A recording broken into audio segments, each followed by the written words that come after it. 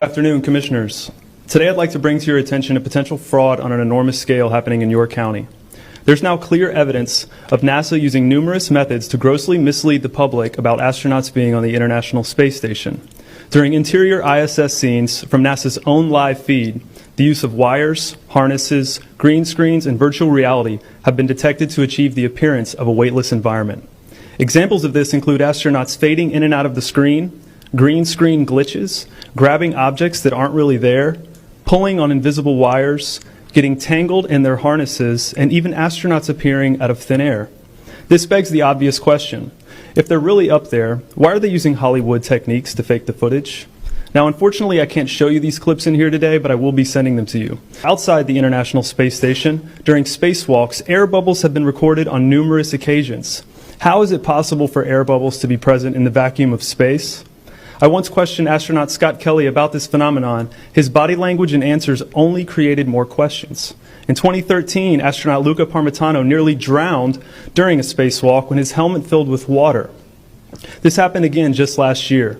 Air bubbles, helmets filling with water, and drowning. Are they in space or are they underwater? Now, what's really interesting is that they trained for spacewalks in an underwater pool with a complete ISS replica. Now, surely they aren't filming these spacewalks in an underwater pool and then editing them to appear if they're in space, because that sure would be something, wouldn't it?